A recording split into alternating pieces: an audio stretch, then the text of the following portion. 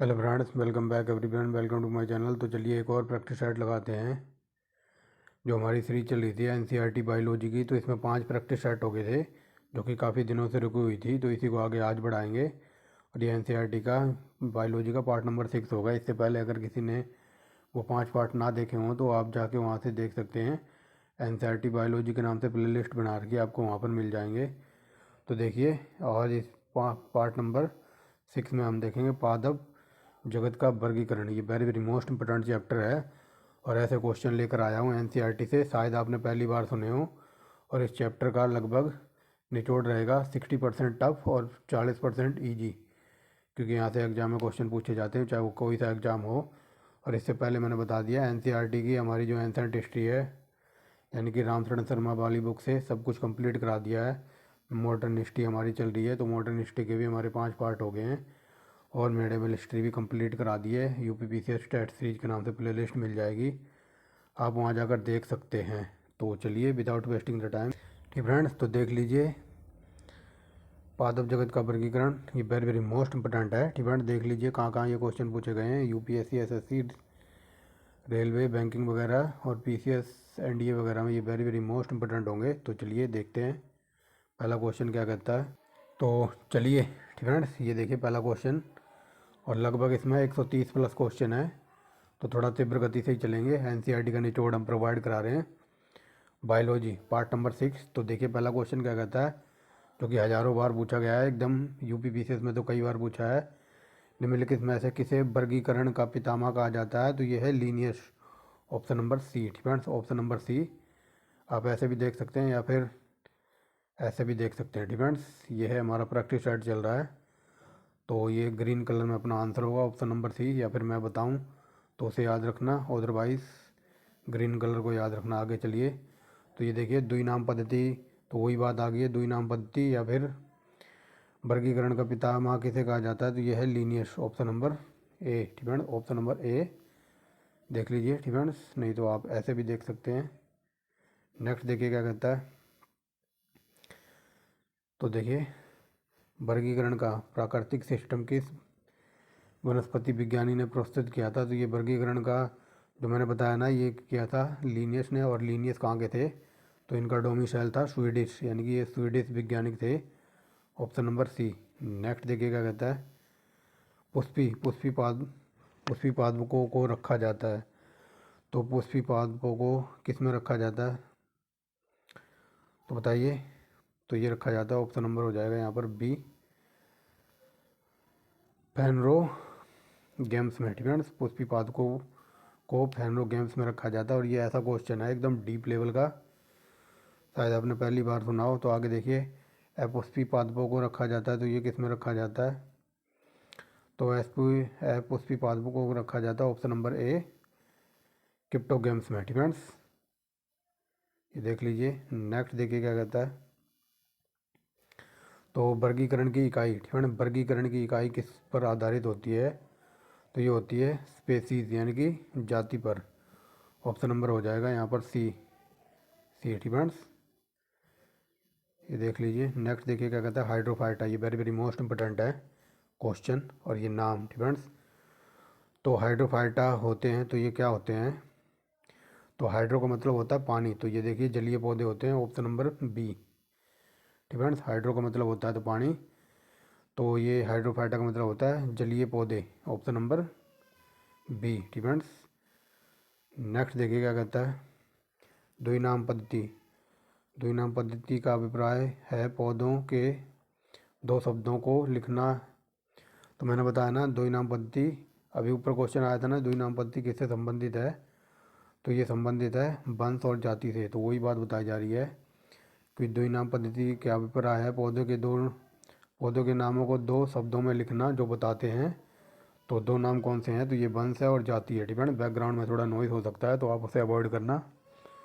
Depends, friend, तो समझ गए होगे, यानी कि द्विनाम पद्धति से क्या अभिप्राय है, पौधों के नामों को 2 शब्दों में लिखना। तो वो 2 शब्द कौन से हैं, वंश और जाति, option number A. Friends, option number A. Next देखिए क्या कहता है। जिन पौधों पर बीज बनते हैं, ये very very most important question है। जिन पौधों पर बीज बनते हैं किंतु पुष्प नहीं लगते, मतलब जिन पौधों में बीज वगैरह बनते हैं और उन पे फूल नहीं लगते तो उनको क्या कहते हैं, उनको कहते हैं अनावृत बीज। ठीक है, तो ऑप्शन नंबर बी। नेक्स्ट देखिए क्या कहता है, ये ऑप्शन नंबर बी है। ठीक है, तो ऐसे देख सकते हैं आप। नेक्स्ट देखिए क्या कहता है, जीवाणु। ठीक है, जीवाणु की खोज किसने की थी, तो ये हो जाएगा ऑप्शन नंबर डी। और ये ग्रुप 3D का पालतू क्वेश्चन है तो इसका आंसर हो जाएगा ऑप्शन नंबर डी, यानी कि लूवेनहॉक। ठीक है, तो याद रखना, जीवाणु की खोज की थी लूवेनहॉक, ऑप्शन नंबर डी। नेक्स्ट देखिए, जीवाणुओं से संबंधित निम्न कथनों में से कौन सा कथन सही है, तो हमें राइट आंसर बताना है। तो देखिए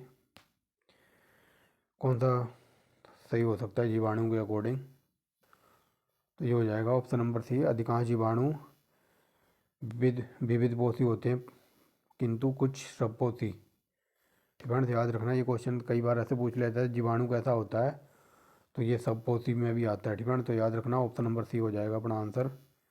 नेक्स्ट देखिए, जीवाणुओं को पौधे माना जाता है, क्योंकि जीवाणु को पौधे क्यों माना जाता है, तो बता सकता है कोई, ये वेरी वेरी मोस्ट इंपॉर्टेंट है, एकदम डीप लेवल का है।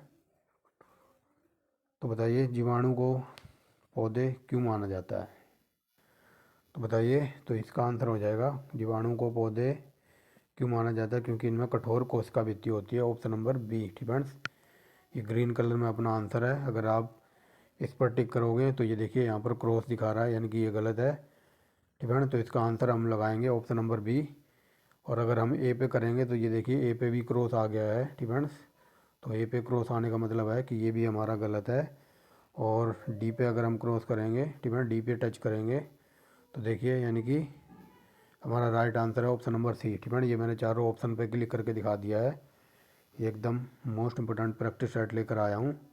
तो देखिए जहाँ जहाँ ये गुणा का निशान है क्रॉस का, तो ये गलत है, ऑप्शन नंबर अपना बी है। ठीक है, तो नेक्स्ट देखिए क्या कहता है, 13वां नंबर क्या कहता है, जीवाणु कोशिकाओं में नहीं होता। तो जीवाणु कोशिकाओं में क्या नहीं होता, तो ये नहीं होता सूत्रकणिका। ठीक है, ऑप्शन नंबर डी नहीं होता, यानी कि सूत्रकणिका।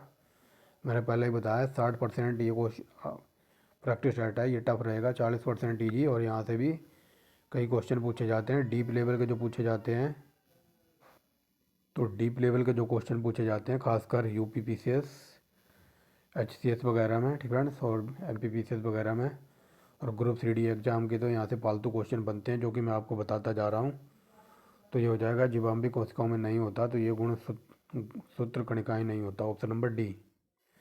ये देख लीजिए। नेक्स्ट देखिए, जीवाणु की साधारण आकृति कैसी होती है, तो जीवाणु की साधारण आकृति होती है ऑप्शन नंबर ए, यानी कि छड़ रूपी। ठीक है, नेक्स्ट देखिए क्या कहता है, अगला देखिए क्या कहता है। नेक्स्ट देखिए क्या कहता है, 15वां नंबर, जो जीवाणु आकार में छोटे होते हैं तो वो कैसे क्या कहलाते हैं, तो कहलाते हैं गोलाणु। ठीक है, ऑप्शन नंबर ए गोलाणु। ठीक है, ऑप्शन नंबर ए, ये देख लीजिए। आगे चलते हैं, 16वां नंबर क्या कहता है, तो देखिए 16वां नंबर क्या कहता है, एक गोल जीवाणु क्या कहलाता है, तो एक गोल जीवाणु कहलाता है कोकस। ठीक है, ऑप्शन नंबर सी। याद रखना, जो एक छोटा जीवाणु होता है तो उसको कहते हैं गोलाणु, और एक गोल जीवाणु क्या कहलाता है, तो ये कहलाता है कोकस, ऑप्शन नंबर सी। देख लीजिए। नेक्स्ट देखिए क्या कहता है, एक सर्पिल जीवाणु को कहते हैं, तो एक सर्पिल जीवाणु को क्या कहते हैं, तो एक सर्पिल जीवाणु को कहा जाता है, ऑप्शन नंबर हो जाएगा यहाँ पर डी। ठीक है, एक सर्पिल जीवाणु को कहते हैं सर्पिलियम। ठीक है, वेरी वेरी मोस्ट इंपोर्टेंट है ये। एक सर्पिल जीवाणु को क्या कहते हैं, तो इसको कहते हैं सर्पिलियम, ऑप्शन नंबर डी। नेक्स्ट देखिए क्या कहता है, इस पे लगाओ वेरी वेरी मोस्ट इंपॉर्टेंट, वास्तविक केंद्रक किस में अनुपस्थित होता है, तो वास्तविक केंद्रक किस में नहीं होता, तो बताइए किस में नहीं होता, तो ये मेरे हिसाब से ऑप्शन नंबर सी होना चाहिए। ठीक है ना, ये सी ही है। तो एक वास्तविक केंद्रक किस में नहीं होता, तो जीवाणु में कोई केंद्रक नहीं होता। नेक्स्ट देखिए 19 नंबर क्या कहता है, निम्नलिखित में से कौन सबसे ज़्यादा अधिक संख्या में पाए जाते हैं, तो सबसे ज़्यादा अधिक संख्या में पाए जाते हैं ऑप्शन नंबर सी जीवाणु। ठीक है, ऑप्शन नंबर सी जीवाणु। ये देख सकते हैं आप। 20 नंबर देखिए क्या कहता है, बैक्टीरिया में पाए जाने वाला प्रकाश संश्लेषित आश्रय क्या कहलाता है, तो बताइए बैक्टीरिया में पाए जाने वाला प्रकाश संश्लेषी आश्रय क्या कहलाता है? तो कोई बता सकता है? ये very very most important deep level का है, तो ये हो जाएगा ऑप्शन नंबर सी। ठीक है, प्रकाश में पाए जाने वाला बैक्टीरिया में पाया जाने वाला प्रकाश संश्लेषित आश्रय कहलाता है, तो इसको कहते हैं वर्णकीलक। ठीक है, वर्णकीलक ऑप्शन नंबर सी। ठीक है, वर्णकीलक याद रखना। और ये शायद ऐसे ऐसे नाम है जो आपने पहली बार सुने हो। ठीक है, ये एनसीईआरटी की लैंग्वेज है जो कि थोड़ी टफ लग सकती है, बट क्या करें, एनसीईआरटी निचोड़ माना जाता है बायोलॉजी का, चाहे वो कोई सा भी सब्जेक्ट हो। ठीक है, तो बैक्टीरिया में पाए जाना वाला प्रकाश संश्लेषित आश्रय कहलाता है, तो ये वर्णकीलक। ठीक है, आगे चलते हैं। ठीक है, तो देखिए ये प्रैक्टिस सेट नंबर अपना दूसरा ओपन हो गया है। तो देखिए यहाँ पर अपनी सिम वगैरह है, इससे कुछ लेना देना नहीं आपको। ठीक है, और इधर अपना रात का टाइमिंग चल रही है, तो 10:23 हो गए हैं। तो देखिए पाश्चर प्रसिद्धि थी। ठीक है, तो पाश्चर प्रसिद्धि किसमें थी?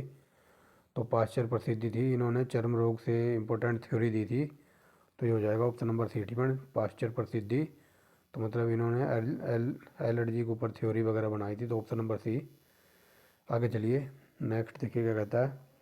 निम्नलिखित में से सबसे छोटा जीव कौन सा है? तो यह माइक्रोप्लाज्मा। ये ग्रुप 3D एग्जाम का पालतू क्वेश्चन है, याद रखेंगे, खासकर बैंकिंग और एमटीएस वगैरह का। ठीक है, तो हो जाएगा ऑप्शन नंबर सी माइक्रोप्लाज्मा, आप ऐसे देख सकते हैं। ठीक है, आगे चलिए। जो जीवाणु सीधे, ठीक है, जो जीवाणु सीधे वायुमंडल वायु ठीक है, जो जीवाणु सीधे ही वायुमंडलीय नाइट्रोजन को नाइट्रोजन के यौगिक में बदलते हैं, तो उसको क्या कहते हैं? तो उसको कहते हैं ऑप्शन नंबर सी नाइट्रोजन स्थिकारी जीवाणु। ठीक है, तो ऑप्शन नंबर सी। और ये यूपीपीएससी में कई बार पूछा है। आगे चलिए। मूल ग्रंथिकाएँ पाई जाती हैं, तो मूल ग्रंथिकाएँ पाई जाती हैं तो किस में पाई जाती हैं? तो ये बता सकता है कोई? तो ये हो जाएगा ऑप्शन नंबर ए, कुछ ल्यूगिमिन्स पादपों तथा कुछ अन्य पौधों में पाई जाती हैं, तो ऑप्शन नंबर ए। ठीक है, ऐसे देख लीजिए। आगे चलते हैं। अगला क्या कहता है? अधिकांश नमक वाले अचार में जीवाणु जीवित नहीं रह पाते क्योंकि ये जीव द्रव कुचित हो हो जाते हैं। ठीक है, मान लो जो अचार वगैरह होता है उसमें सबसे ज़्यादा नमक वगैरह मिलाया जाता है, तो नमक वगैरह क्यों मिलाया जाता है? क्योंकि ये जीव द्रव कुंचित हो जाते हैं और इस तरह ये मर जाते हैं। ठीक है, इसी वजह से अचार में ज़्यादा जीवाणु या फिर जीवित जीवाणु नहीं पाए जाते। ऑप्शन नंबर हो जाएगा अपना ए। ठीक है, नेक्स्ट देखिए क्या कहता है। तो देखिए 7वां नंबर क्या कहता है। मानव के हाथ में पाए जाने वाला जीवाणु कौन सा है? तो मानव के हाथ में पाया जाता है जीवाणु, और ये एकदम डीप लेवल का है, तो ऑप्शन नंबर हो जाएगा बी। ठीक है, ऑप्शन नंबर बी, यानी कि एसरसीरिया कोलाई। ठीक है, एसरसीरिया कोलाई नाम का जीवाणु मानव के हाथ में पाया जाता है, ऑप्शन नंबर बी। एक सेकेंड। ठीक है, ऑप्शन नंबर बी। नेक्स्ट देखिए क्या कहता है। ये ग्रुप 3D एग्जाम का पालतू क्वेश्चन है, और ये कई बार यूपीपीएससी में भी पूछा है। तो टीबी उत्पन्न करने वाला जीवाणु कौन सा है? तो यह है microbacterium, option number B. Next देखिए क्या कहता है।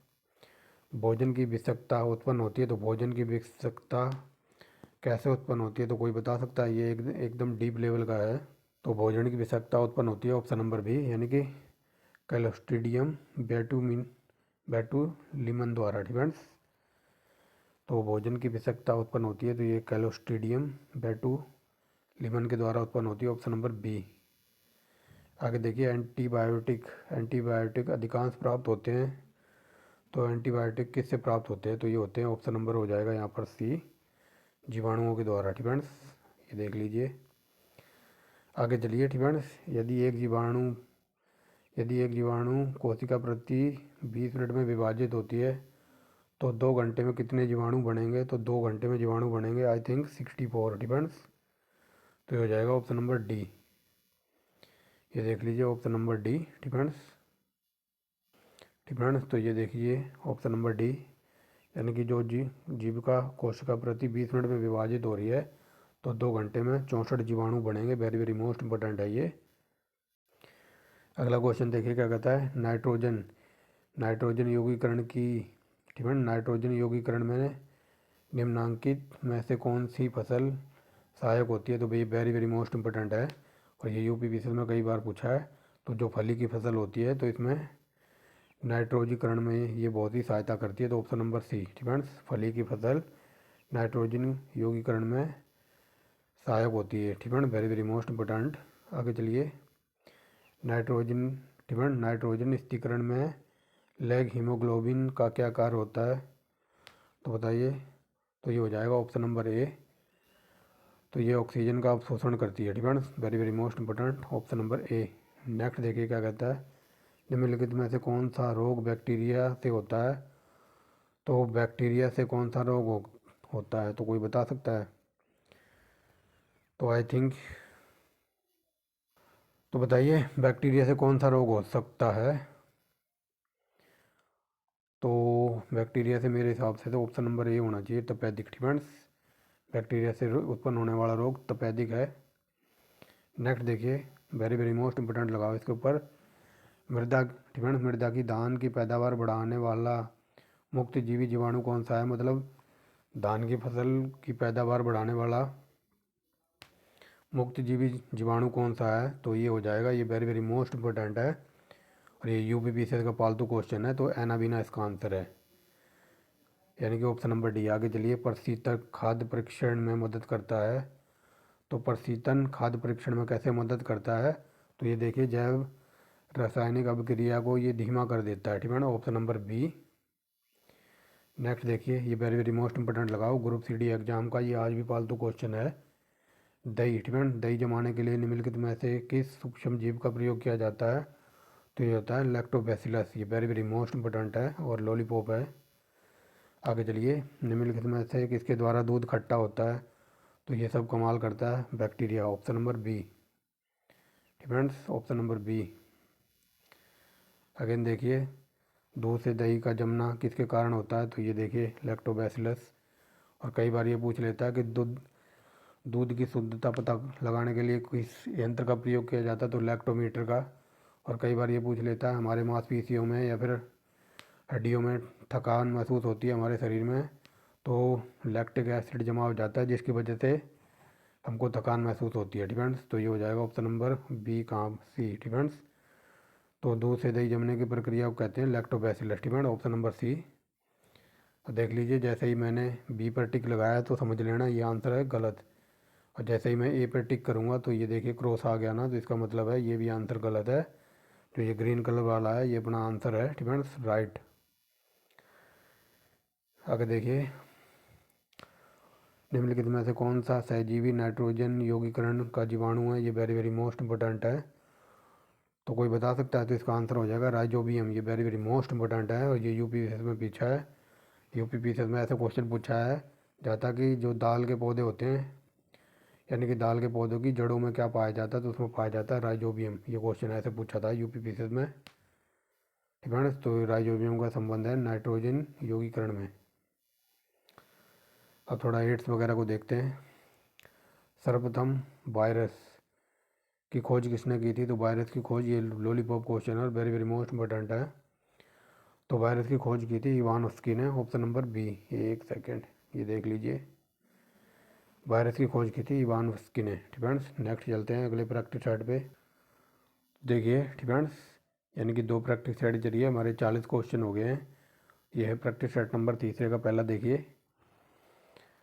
तो विषाणु माने जाते हैं। फ्रेंड्स, तो विषाणु को कैसे रखा जाता है, तो विषाणु होते हैं संजीव और निर्जीव बीज का ट्रांजिशनल ग्रुप। फ्रेंड्स, तो विषाणु क्या होता है, तो विषाणु संजीव भी होता है और निर्जीव, इन दोनों के बीच का जो ग्रुप होता है तो उसको कहते हैं विषाणु। फ्रेंड्स, तो ऑप्शन नंबर सी। ये देख लीजिए, आगे चलिए, निम्नलिखित में से किस में एंजाइम नहीं होते, तो बताएं। ये वेरी वेरी मोस्ट इंपॉर्टेंट है, तो एंजाइम किस में नहीं होते, तो ये हो जाएगा option number B. Friends, option number B, यानी कि एंजाइम नहीं होते, तो विषाणुओं में कोई एंजाइम वगैरह नहीं होता। नेक्स्ट देखिए, टीएमबी का संबंध है, तो टीएमबी विषाणुओं के लिए यूज होता है, option number C. Friends, next देखिए क्या कहता है, हाइड्रो। फ्रेंड्स, तो हाइड्रो का मतलब मैंने बताया था, हाइड्रो का मतलब होता है पानी। फ्रेंड्स, तो यहाँ पर पूछा है हाइड्रो का मतलब होता है पानी और फोबिया का मतलब होता है डर। फ्रेंड्स, तो जिसको पानी से डर लगता है तो उसको कहते हैं हाइड्रोफोबिया। फ्रेंड्स, तो हाइड्रोफोबिया रोग उत्पन्न होता है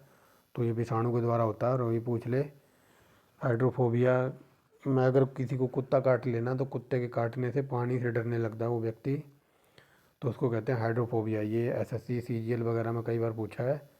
किस में पूछा है? तो ये वन वर्ड सब्स्टिट्यूशन वगैरह में पूछ लेता है ऐसे क्वेश्चन। तो जिसको कुत्ता काट लेता है तो उसको हो जाता है हाइड्रोफोबिया, यानी कि उस बंदे को या फिर उस जेंट्स को या फिर लेडीज को पानी से डरने लगने लगता है। तो हाइड्रोफोबिया एक विषाणु का रोग है, ठीक है, यानी कि विषाणु वाला रोग है ये। तो ऑप्शन नंबर हो जाएगा सी। तो ये देखिए, ये आ ही गया क्वेश्चन। कुत्ते के काटने से जिस विषाणु द्वारा घात उत्पन्न होता है तो इसको हाइड्रोफोबिया कहते हैं। ये देख लीजिए। नेक्स्ट देखते हैं। तो देखिए छठा नंबर क्या कहता है? चेचक, ठीक है। चेचक के टीके का विकास किसने किया था या फिर खोज किसने की थी? तो ये जेनर साहब ने की थी, ऑप्शन नंबर सी। ये वेरी वेरी मोस्ट इंपॉर्टेंट है, जेनर का नाम याद रखना, कई बार पूछा है। तो ये देखिए, जेनर ने खोज की थी, तो ये चेचक का टीका option number D, defence option number D. आप ऐसे देख सकते हैं, विषाणु वृद्धि करता है, तो विषाणु किस में वृद्धि करता है? तो जीवित शरीर में, option number B, defence option number B. आगे चलिए। जीवाणु निर्जीव माने जाते हैं, तो जीवाणु निर्जीव क्यों माने जाते हैं? क्योंकि ये, बताइए, क्योंकि ये वृद्धि कर सकते हैं, ऑप्शन नंबर सी, डिफेंस। एक सेकंड रुको, गलत क्यों बता रहा है? जीवाणु निर्जीव माने जाते हैं, डिफेंस। तो इसका डी है क्या, डिफेंस? तो ये एक सेकंड, जीवाणु निर्जीव माने जाते हैं क्योंकि ये उत्परिवर्तन कर सकते हैं। ये भी गलत है, डिफेंस। तो अपना आंसर है ऑप्शन नंबर बी। जीवाणु निर्जीव माने जाते हैं क्योंकि ये क्रिस्टलाइज हो सकते हैं, ऑप्शन नंबर बी। ये है ठीक ठीक आंसर, डिपेंड। तो ये एकदम डीप लेवल का था, इस वजह से मुझे भी इस क्वेश्चन ने चकमा दे दिया, डिपेंड। तो आपका आंसर आपके सामने है। तो जीवाणु निर्जीव क्यों माने जाते हैं? क्योंकि ये क्रिस्टलाइज हो सकते हैं या फिर कर हो सकते हैं, डिपेंड्स। आगे चलिए। क्योंकि ये पीडीएफ कहीं से मैंने बनवाई है, डिपेंड्स, और मेरे पास भी एंड टाइम पर अभी आई है, आधे घंटे पहले। तो जितना मैंने मोटी मोटी नज़र मारनी थी मार ली, डिपेंड्स। एक आधा क्वेश्चन अगर बाई चांस गलत हो जाए तो मैं उसका आंसर उसी टाइम क्लियर करा दूंगा। जैसे कि ये क्वेश्चन, डिपेंड, ये तो क्वेश्चन एकदम डीप लेवल का था, तो इसका आंसर है option number B, depends. Enzyme, depend. तो एंजाइम अनुपस्थित होते हैं, तो ये किस में अनुपस्थित होते हैं? तो बता सकता है कोई? तो ये हो जाएगा बी, डिपेंड। विषाणुओं में एंजाइम नहीं होते। थोड़ा एड्स वगैरह को देख लेते हैं, डिपेंड। एड्स किसकी कारण होता है? तो ये एड्स जब किसी को हो जाता है तो उसके अंदर T4 लिम्फोसाइट की कमी होने लगती है। एड्स के कारण है तो हमारे शरीर के अंदर, यानी कि जिस व्यक्ति को भी एड्स वगैरह होगा तो उसमें जो बीमारी से लड़ने की जो क्षमता वगैरह होती है वो धीरे धीरे कम होने लगती है। तो एड्स का कारण है, यानी कि T4 लिम्फोसाइट की कमी होने लगती है धीरे धीरे, ऑप्शन नंबर ए, ठीक। आगे चलिए। तो HIV द्वारा, ठीक, तो HIV द्वारा कौन सा रोग होता है? तो ये एड्स रोग होता है, वेरी वेरी मोस्ट इंपॉर्टेंट है। और कई बार ये पूछ लेता है एड्स के टेस्ट के लिए कौन सा टेस्ट होता है एड्स की जांच के लिए? तो उसको होता है एलिसा टेस्ट, याद रखेंगे, एलिसा टेस्ट। और कई बार ये पूछ लेता है कि टाइफाइड के लिए कौन सा टेस्ट होता है? अगर किसी को टाइफाइड वगैरह हो जाए तो देखना डॉक्टर पर्ची के ऊपर 3-4 टेस्ट लिखता है, तो एक में वो लिखता है डब्लू, ठीक है। तो टाइफाइड का टेस्ट सबसे मोस्ट इंपॉर्टेंट होता है, तो इस डब्लू से बनेगा विडाल टेस्ट, फ्रेंड्स। कई बार क्वेश्चन ये पूछ लेता है कि टाइफाइड के लिए कौन सा टेस्ट होता है? तो होता है विडाल टेस्ट। और एड्स के लिए होता है एलिसा टेस्ट। तो एड्स वायरस क्या होता है? तो एड्स वायरस में क्या होता है? तो ये होता है, एड्स वायरस क्या है? तो ये एक RNA वायरस है, ऑप्शन नंबर ए। नेक्स्ट देखिए, एड्स का कारण क्या है? तो एड्स एक वायरस है, ठीक, ये लॉलीपॉप है। इबोला क्या है, ठीक? तो इबोला भी एक वायरस है, ऑप्शन नंबर डी है। तो ये देखिए एड्स कैसे फैलता है? तो ये असुरक्षित शारीरिक संबंध, ठीक, बनाने से एड्स फैलता है, ऑप्शन नंबर डी। नेक्स्ट देखिए, विषाणुओं में क्या होता है, ठीक है? तो विषाणुओं में होता है न्यूक्लिक एसिड और प्रोटीन, ऑप्शन नंबर बी, ठीक है। ऑप्शन नंबर बी आप यहाँ से देख सकते हैं। सार्स क्या है? तो सार्स एक विषाणु जनित रोग है, ये कई बार पूछा है, याद रखेंगे, ऑप्शन नंबर बी इसका भी। नेक्स्ट देखिए, खसरा, ठीक है। मान लो किसी को खांसी हो रही है तो हमारे बड़े बुजुर्ग या फिर घर वाले कहते हैं ना कि यार खांस रहा है तू, मुंह के आगे हाथ रख ले, जैसे मान लो आपको खतरा है तो आप खांसोगे, आपके मुंह से निकलेगा विष यानी कि जहर। तो देख लीजिए, आप खांसोगे तो आपके मुंह से निकलेगा विष यानी कि विषाणु। ऑप्शन नंबर ए। ऐसे याद रख लो, लंबे समय तक याद रहेगा। नेक्स्ट देखिए क्या कहता है, निम्नलिखित में से कौन सा रोग विषाणु के कारण होता है। तो विषाणु से कौन सा रोग हो सकता है, कोई बता सकता है। ये लॉलीपॉप है और ये वेरी वेरी मोस्ट इंपॉर्टेंट है। जो चेचक है तो ये विषाणुओं के द्वारा होता है। ऑप्शन नंबर ए। फ्रेंड्स अब चलते हैं नेक्स्ट प्रैक्टिस सेट पे। ये देख लीजिए, हमारे प्रैक्टिस सेट एकदम सीरीज में चल रहे हैं। पहला हो गया, दूसरा हो गया, तीसरा हो गया, अब चलते हैं चौथे पे। तो देख लीजिए हमारा टॉपिक चल रहा है बायोलॉजी। फ्रेंड्स तो चलते हैं चौथे प्रैक्टिस सेट पे। तो देखिए हम आगे प्रैक्टिस सेट नंबर 4 पर। ये वेरी वेरी मोस्ट इंपॉर्टेंट है। फ्रेंड्स तो देखिए जंतुओं में जो बीमारी हो जाती है जिसको कहते हैं फुट एंड माउथ रोग। ये very very most important question है। तो जंतुओं की जो बीमारी है फुट एंड माउथ रोग, तो इसमें कौन सा कारण के द्वारा ये बीमारी फैलती है या फिर कौन से कारण के द्वारा ये उत्पन्न होती है। तो ये हो जाएगा विषाणुओं के द्वारा ये बीमारी होती है। जो पशुओं के अंदर फुट एंड माउथ रोग है तो वो विषाणुओं के द्वारा हो जाती है। Option number D. डिपेंड्स ये देख लीजिए। नेक्स्ट देखिए अगेन, इस पर वेरी वेरी मोस्ट इंपॉर्टेंट लगाओ। तो आलू का जो मोजेक रोग है तो ये किसके कारण होता है। तो आलू का जो मोजेक रोग है तो ये भी विषाणुओं के द्वारा होता है। तो ऑप्शन नंबर हो जाएगा यहाँ पर A. Depends option number A. Next देखिए, ये कई बार पूछा है, डिपेंड्स याद रख लेना। और कई बार ये पूछ लेता है कि आलू का रोग कौन सा है। तो आलू का रोग होता है मोसेज। डिपेंड मोसेजेक रोग है तो ये आलू का रोग है। डिपेंड्स कई बार पूछ लेता है। आगे देखिए, वनस्पति विज्ञान की वह शाखा जिसमें शैवालों का अध्ययन होता है। ये लॉलीपॉप क्वेश्चन है और आज भी पालतू क्वेश्चन है ये ग्रुप सी डी एग्जाम का। तो शैवालों के अध्ययन को कहते हैं, बताइए। तो ये कहते हैं phycology. Depends option number D. अगर ये पूछ ले माइकोलॉजी में किसका अध्ययन होता है तो कोई बता सकता है। डिपेंड्स तो कवकों के अध्ययन को कहते हैं माइकोलॉजी और शैवाल के अध्ययन को कहते हैं फाइलोजी। डिपेंड ये देख लीजिए। ये देखिए, शैवाल की कोशिका भित्ति कैसे बनी होती है, ये वेरी वेरी मोस्ट इंपॉर्टेंट है और कई बार पूछा है पीसीएस लेवल तक में। तो शैवालों सा से बनेगा शैवाल और सा से बनेगा सेलुलोज। डिपेंड ऐसे याद रख सकते हो। तो शैवालों की कोशिका भित्ति सेलुलोज की बनी होती है।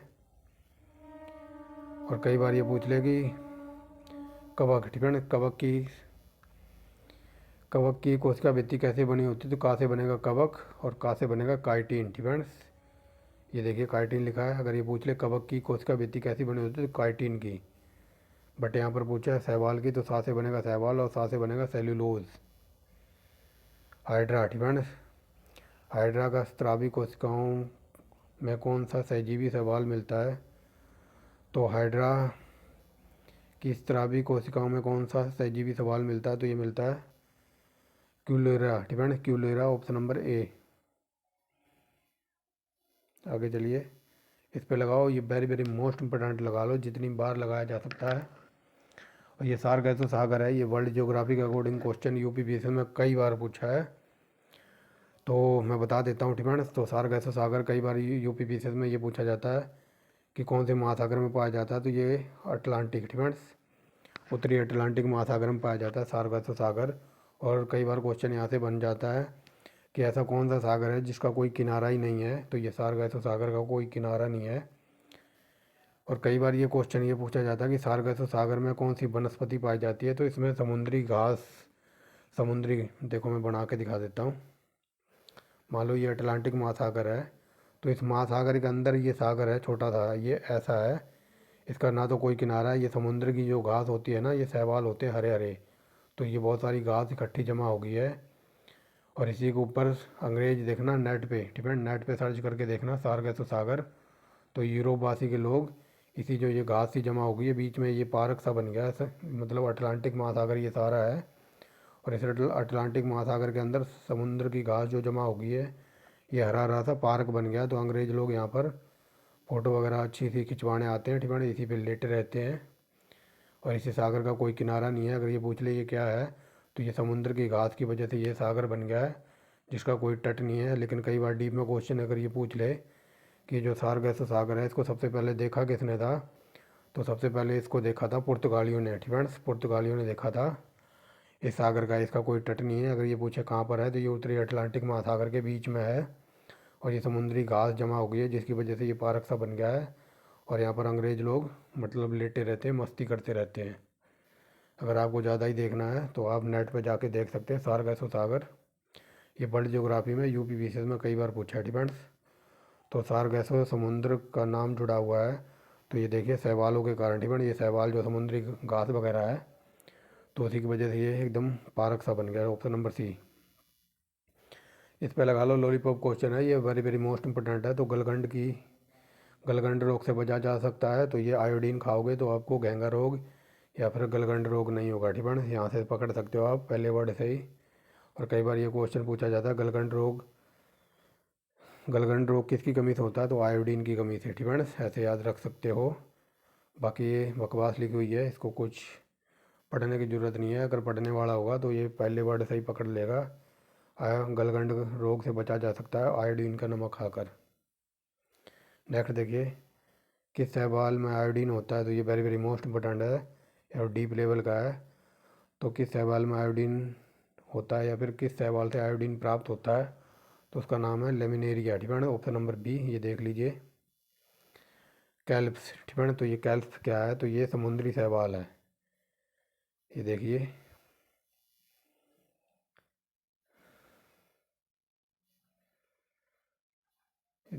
नेट से पढ़ाने का यही सबसे बड़ा घाटा है। ठीक है, कि बीच बीच में ऐड आ जाती है और बीच बीच में मैसेंजर के मैसेज आ जाते हैं, कोई ऐड आ जाती है या फिर फेसबुक की या फिर यूट्यूब की नोटिफिकेशन आ जाती है, क्योंकि मैं आज सिम ऑन करके पढ़ा रहा हूँ। ठीक है, तो देखिए निम्नलिखित में से कौन सा एक सबपोषी है, तो बताइए सबपोषी मैंने बताया था ना कौन है, तो ये शैवाल है। Option number B. आगे देखिए, निम्नलिखित में से कौन सा एक जीव चावल की फसल के लिए उर्वरक का कार्य करता है, तो ये मैंने बताया था ना शुरू में ही। तो चावल की फसल के लिए उर्वरक का कार्य करता है, तो ये करता है नीलहरी शैवाल। Option number A. आगे देखिए, अंतरिक्ष कार्यक्रमों में ऑक्सीजन की आपूर्ति को नियंत्रित करने के लिए प्रयुक्त किए जाने वाले एक कोशिकीय शैवाल का नाम क्या, बताइए। तो बताइए, अंतरिक्ष कार्यक्रमों में ऑक्सीजन की पूर्ति करने के लिए एक शैवाल का प्रयोग किया जाता है, तो उसको क्या कहते हैं, तो उसको कहते हैं कोलेरा। ठीक है, ऑप्शन नंबर सी। ये डीप लेवल का था। तो ये लाल सागर है, तो लाल सागर का रंग लाल क्यों हो गया है, तो ये शैवाल की वजह से हो गया। Option number B. ये यूपी पीसीएस के पालतू क्वेश्चन चल रहे हैं और ये कई बार पूछा है। एगार एगार किसके द्वारा तैयार होता है, तो एगार एगार तैयार होता है शैवाल के द्वारा। Option number A. आगे देखिए, वनस्पति जगत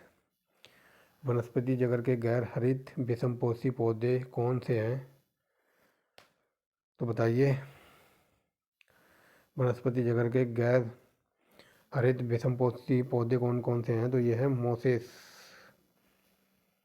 एक सेकेंड फ्रेंड्स, तो गलत जगह टिक हो गया है। तो यहाँ पर वनस्पति जगत के गैर हरित विषमपोषी पौधे हैं, तो ये फंजाई। ठीक है, फंजाई का नाम यहाँ पर टिक करना था, तो ये हो जाएगा ऑप्शन नंबर बी। ठीक है, ये गलती से ऑप्शन नंबर सी पर हो गया था।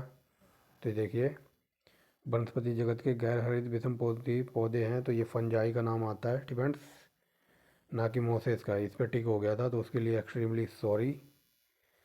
नेक्स्ट देखिए, ठीक है, कवकों की कोशिका भित्ति, तो ये मैंने बता देना, कवकों की कोशिका भित्ति काइटिन से बनी होती है। ऑप्शन नंबर सी। डिपेंड्स क्या बोल दिया, ऑप्शन नंबर डी। डिपेंड्स ये देख लीजिए, और कई जगह ये काइटिन की जगह ये भी लिखा मिलेगा हेमी सेलुलोज। डिपेंड्स अगर ये पूछ ले कि शैवाल की कोशिका भित्ति किससे बनी होती है, तो सेलुलोज से। और यहाँ पर पूछा काइटी कवक की, डिपेंड तो कवक की बनी होती है हेमी सेलुलोज और काइटिन की। Option number D. Depends next देखिए, कवकों द्वारा रिसर्च भोज्य पदार्थ किस रूप में संचित होता है, तो कवकों द्वारा रिसर्च भोज्य पदार्थ किस रूप में संचित होता है, तो बताइए।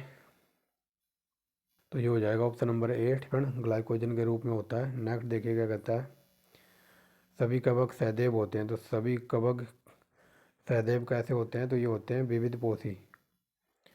ऑप्शन नंबर सी। ठीक है, आगे चलिए, माइक्रोराइजा जी माइक्रोराइजा सहजीवी संबंध होता है, तो ये किस किस के बीच होता है, तो कोई बता सकता है फ्रेंड्स? तो इसका आंसर हो जाएगा ऑप्शन नंबर ए फ्रेंड्स। 19 में का ये माइक्रो राइजा से क्या बोल दिया मैंने फ्रेंड्स? तो ये माइक्रो राइजा सहजीवी संबंध होता है, तो ये कवकों और उच्च पौधों की जड़ों के बीच होता है फ्रेंड्स। ऑप्शन नंबर बी होना चाहिए, ऑप्शन नंबर बी फ्रेंड्स। ए बोल दिया गलती में फ्रेंड्स, जल्दी में।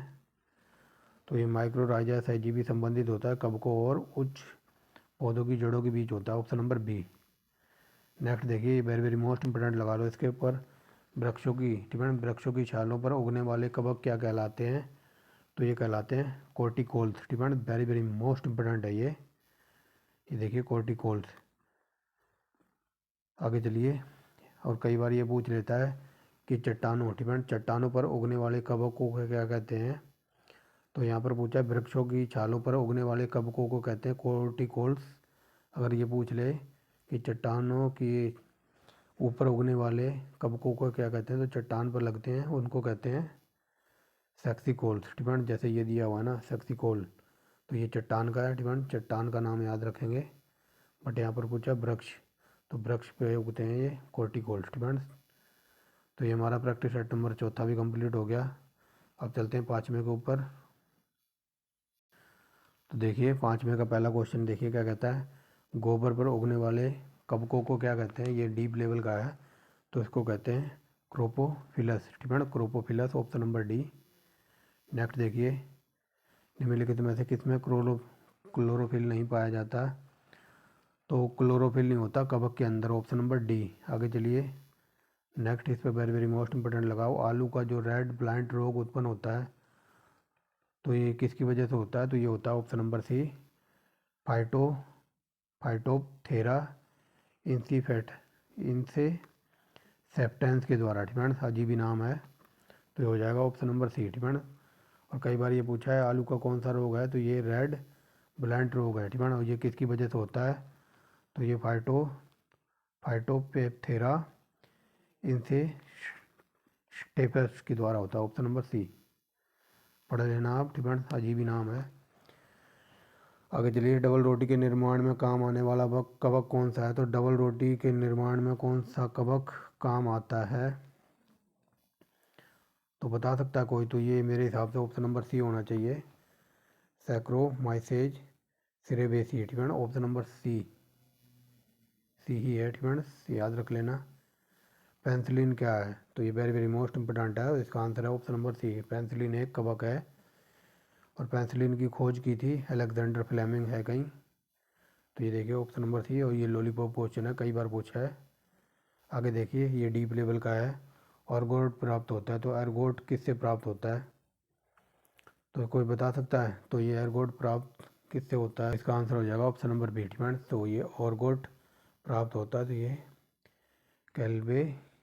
कैल्वी सेफ से फ्रेंड, ऑप्शन नंबर बी। आगे देखिए, औद्योगिक स्तर पर पेंसिलिन प्राप्त किससे किया जाता है? तो औद्योगिक स्तर पर पेंसिलिन किससे प्राप्त किया जाता है? तो कोई बता सकता है? तो ये हो जाएगा ऑप्शन नंबर बी फ्रेंड्स। तो औद्योगिक स्तर पर पेंसिलिन प्राप्त होता है, तो ये पेंसिलियम क्राइसोजेनम से प्राप्त होता है, ऑप्शन नंबर बी। नेक्स्ट देखिए, जब गेहूं से गुथे हुए आटे में ईस्ट कोशिकाएं मिलाई जाती हैं, तो डबल रोटी कोमल और छिद्रयुक्त हो जाती है। यानी कि सिंपल वे में समझो, ये क्वेश्चन ऐसे पूछा जाता है कि डबल रोटी में जब ईस्ट की कोशिकाएं मिलाई जाती हैं, तो डबल रोटी मतलब डबल रोटी के ऊपर आटे के ऊपर छोटे छोटे छिद्र हो जाते हैं, और डबल रोटी का आटा फूल जाता है। तो ये किसकी वजह से होता है? ये क्वेश्चन कई बार पूछा है। तो जब भी ये डबल रोटी का नाम आए ना, तो आपको एक वर्ड ढूंढना है, स्पंजी फ्रेंड्स। जो स्पंजी वर्ड है ये ढूंढना, देख लीजिए स्पंजी कहाँ पर लिखा है। इसमें स्पंजी नहीं है, इसमें नहीं है, इसमें नहीं है, स्पंजी यहाँ पर लिखा हुआ है फ्रेंड। मैंने ऐसे याद कर रखा था, जब भी ये डबल रोटी का क्वेश्चन ये पूछा जाता है कि इसमें मतलब जो मैदा वगैरह या फिर ईस्ट कोशिकाएं मिलाई जाती हैं, तो वहाँ पर आंसर में स्पंजी ज़रूर देता है वो। तो ये देखिए, कार्बन डाइऑक्साइड उत्पादन से रोटी स्पंजी बना देता है। इस स्पंजी वर्ड को याद रख लेना, यहाँ से क्वेश्चन कभी गलत नहीं होगा। मतलब जो डबल रोटी का आटा वगैरह होता है उसको फुला देता है, तो यहाँ पर फुलावट को लिखा है स्पंजी फ्रेंड्स। तो ये हो जाएगा ऑप्शन नंबर बी।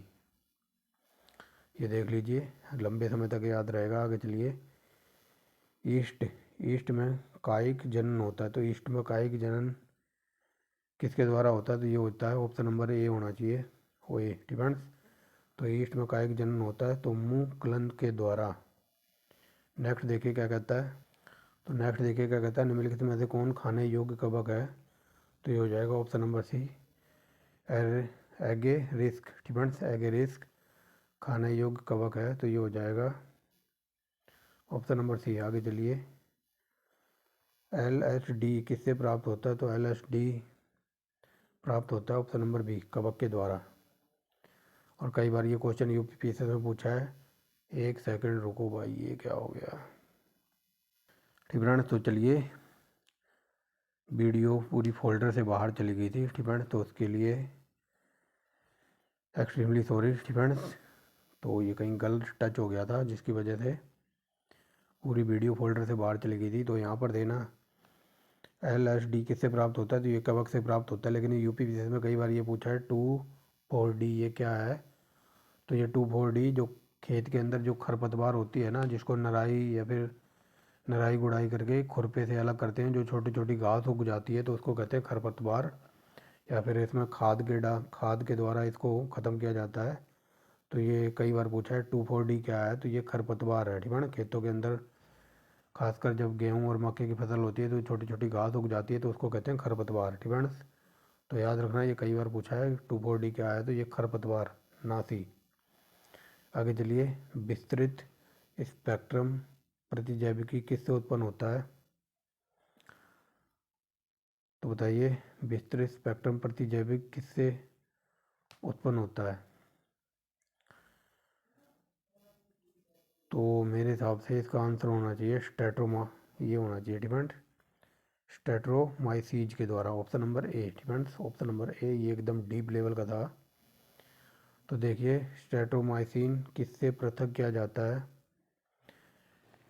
तो बताइए, स्टेट्रोमाइसिन किसने पृथक किया था? तो ये किया था बोक्समैन ने, ऑप्शन नंबर डी। इस पे लगाओ वेरी वेरी मोस्ट इंपोर्टेंट। और ये लॉलीपॉप क्वेश्चन है, टिक्का रोग है, तो ये मूंगफली का है, इसको तो बताने की ज़रूरत नहीं है।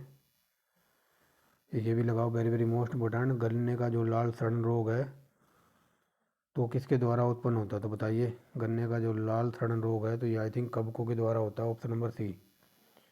मैंने पहले ही कहा है 60% क्वेश्चन टफ हैं, 40% ईजी हैं, डिपेंड्स। तो कुछ ईजी भी हैं आपके लिए। समान खाद्रक छत्रक क्या होता है? तो समान खाद्रक छत्रक क्या होता है? तो ये कसकर ठसाठस भरे हुए कवक जाल को कहते हैं समान खाद्रक छत्रक, डिपेंड्स।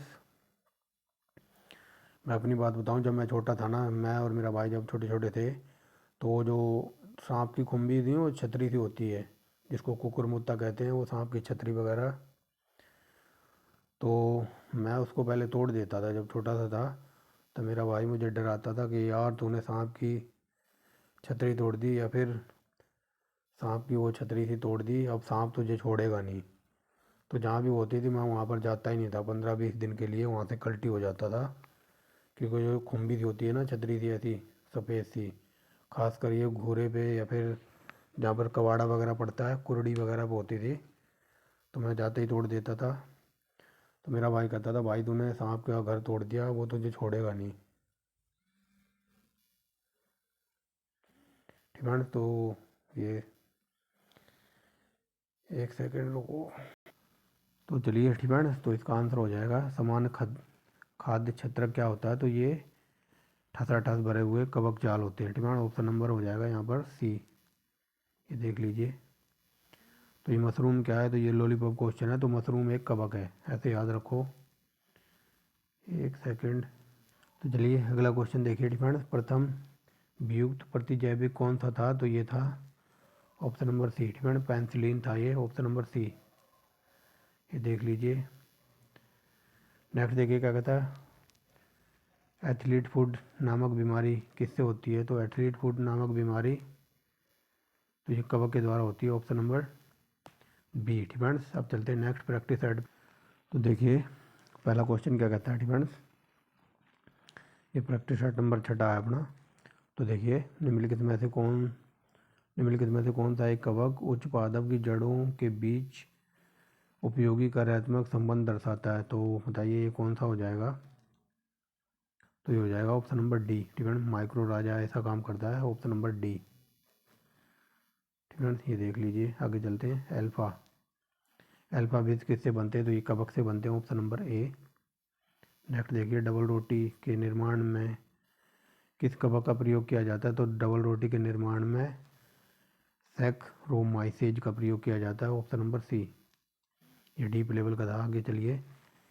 लाइकेन जो नग्न चट्टानों, ठीक है, लाइकेन जो एक नग्न चट्टानों पर भी पारिस्थितिकी के अनुक्रम में प्रारंभ करने के समक्ष हैं, या वास्तव में यह सहजीवी सहचर किस, ठीक है, सहजीवी सहचर हैं।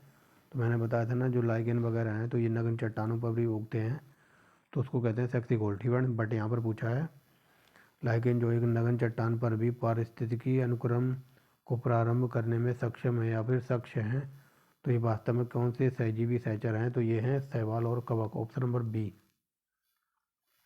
आगे चलिए। निम्नलिखित में से क्या SO2 प्रदूषण को सर्वोच्च सूचक है? तो ये कई बार पूछा है यूपी विषय में। तो ये प्रदूषण का सर्वोच्चतम सूचक माना जाता है लाइकेन।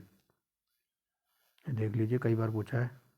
आगे देखिए, लिटमस किससे निकाला जाता है? तो लिटमस निकाला जाता है, ऑप्शन नंबर सी, लाइकेन से। आगे चलिए। लाइकेन में कवक और शैवाल के मध्य सहजीवी संबंध क्या होता है? तो कवक और शैवाल के मध्य संबंधी को कहते हैं, तो इसको कहते हैं हेलोटिज्म। ठीक है, हेलोटिज्म। ये डीप लेवल का है, ऑप्शन नंबर ए। तो ये बता दिया। पेड़ों की छाल पर उगने वाले लाइकेन को कहते हैं, बताइए क्या कहते हैं? तो ये कॉर्टिकोल्स। एक सेकेंड। फ्रेंड्स, तो देखिए, पेड़ों पर उगने वाले लाइकेन को क्या कहते हैं? तो उसको कॉर्टिकोल्स कहते हैं। ठीक है, ये देख लीजिए। ये नेट ऑन करके पढ़ाने का यही सबसे बड़ा घाटा है कि बीच में किसी का फ़ोन आ जाता है, मैसेज आ जाता है। ठीक है, आगे देखिए। तो ये बता दिया, चट्टानों पर उगने वाले लाइकेन को कहते हैं सेक्सिकोल। ये कई बार बता दिया है। नेक्स्ट देखिए क्या कहता है। तो नेक्स्ट देखिए क्या कहता है। जापान के लोग लाइकेन को सब्जी के रूप में खाते हैं, तो ये कौन सा लाइकेन को खाते हैं? तो ये खाते हैं इंडोकार्पेन। ठीक है, ये डीप लेवल का एकदम, और कई बार पूछा है। तो जापान के लोग लाइकेन को खाते हैं, तो इंडोकार्पेन जो लाइकेन है उसका सेवन करते हैं।